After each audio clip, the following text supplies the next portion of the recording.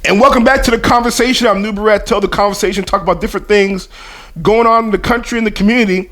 And we have a special guest here today. For all you sports fans out there, we've been craving for something to watch. And, we really got that with the Michael Jordan Last Dance documentary that really chronicled the Bulls' last championship year.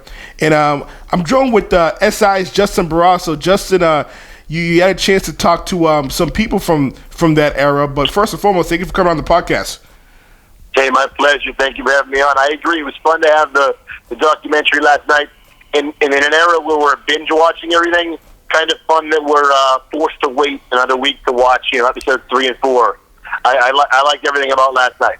Absolutely. I'm really excited that they originally was actually scheduled to be aired in June, but they pushed it back because of the coronavirus and the pandemic that's going on. It's a great distraction for the country, great distraction for sports fans. But it was a 2-hour project that showed episodes 1 and 2, and I thought this documentary, I thought they did a good job. I was actually putting down some notes.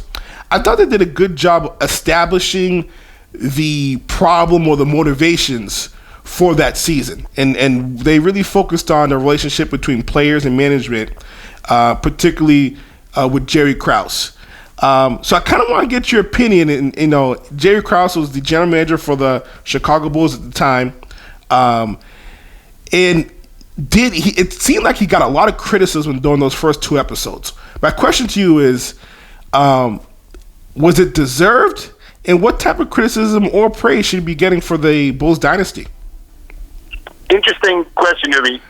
Imagine if LeBron James, in a preseason interview, if he was asked about team issues and looked at the GM's office or the front office upstairs, he'd be crushed, right? Right. But Jordan, for the most part, is pretty beloved. I know it was an era before social media, but I think with the NBA, part of that lore is you look at the best teams, and there's always that connection or that combination, that front office on-court combination. It was Red Auerbach and Bill Russell in 1956 to 1969. I know Red was the coach, but the coaches were kind of the GMs too. Right. The Celts were known for unity, team play, defense, really introducing that fast break concept. They built an institution, but it was the same thing in LA with Jerry West and Irvin Magic Johnson and the Lakers and drafting James Worthy and Byron Scott, the Byron Scott deal, and so many different things were so much fun, added so much excitement to that era. The Pistons with Chad McCloskey, Trader Jack. I love that era. It adds, to me, some lore to each team's success. The Bulls didn't have that, which is odd because Jerry Krause, with the exception of Michael Jordan, he was drafted by Rod Thorne, drafted that whole team or traded or built that entire team. But you're right, Krause was painted pretty much as the villain, which is tough because he passed away in 2017. He's not there to speak for himself. Right. And every story needs a villain, so I understand why they did it, and I'm curious where they go in the next 8 episodes. But, Krause built that team, and for all of his maybe awkwardness socially, he doesn't get the credit he deserves, and I think so much of that stems from Jordan, because if Jordan respected him, I'm sure that the rest of the team would have. They didn't get into it last night, but Pippen and Jordan had a nickname for Jerry Krause. It was Crumbs. Not exactly the most, Right. not exactly the most complimentary name. So I agree. I think that started with Jordan, and I hope they dig into a little bit more of Michael's. I don't want to say dark side movie, but that competitive side too.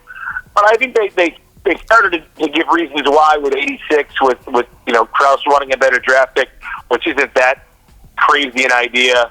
But I think too it's a Michael Jordan project, right? Jordan has the final say in everything. Jordan's not a big Krause fan. I do wonder if Krause gets painted a little bit in a little bit better of a picture, but we'll see.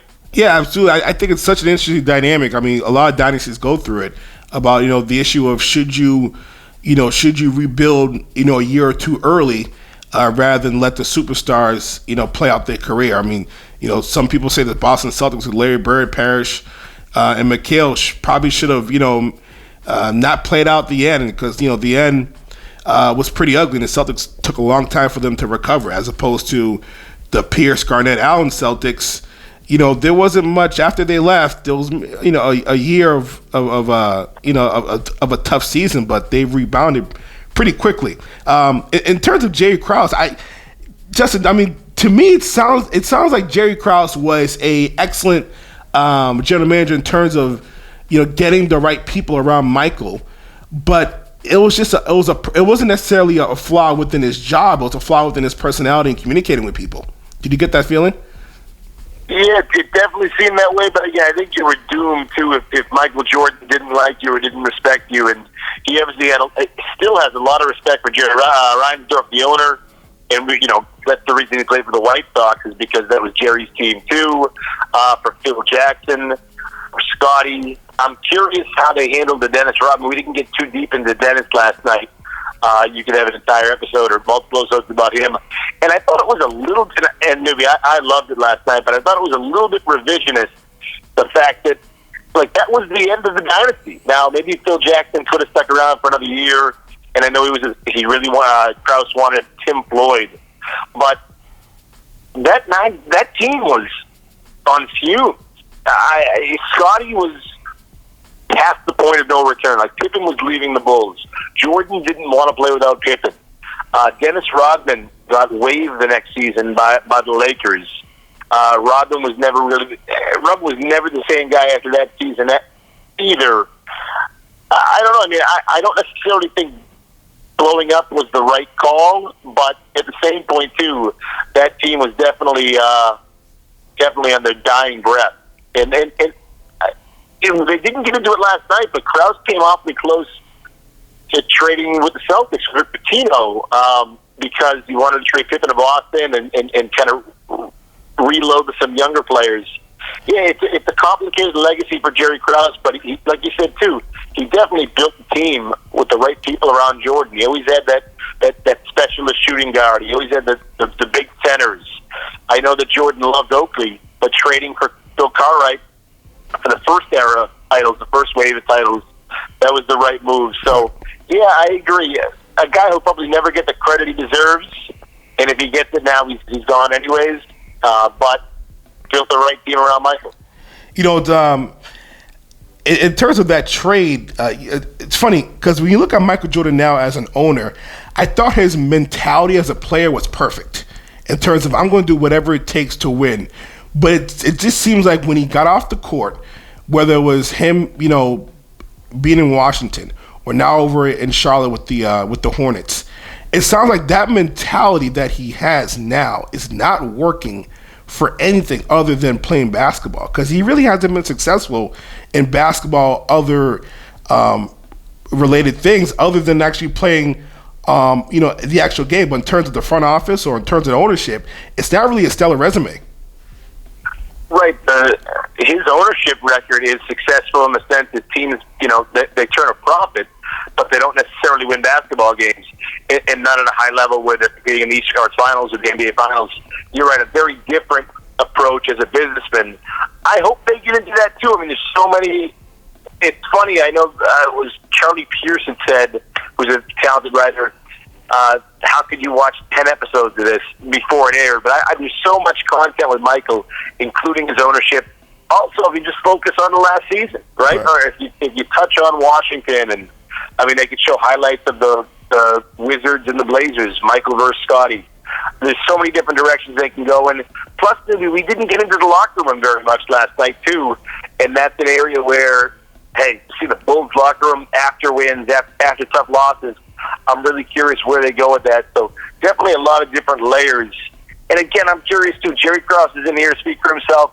I'm really curious if we get a different appreciation, because he always did put the right people around Michael so we could, to give him that best chance to win. But again, there's so many different layers, and I can't wait for the next 8 episodes. Justin, talk about the different ways people can read your articles and get in contact with you. I post everything on Twitter at Justin Barrasso, and I look forward to doing a little more coverage with MJ and the Bulls.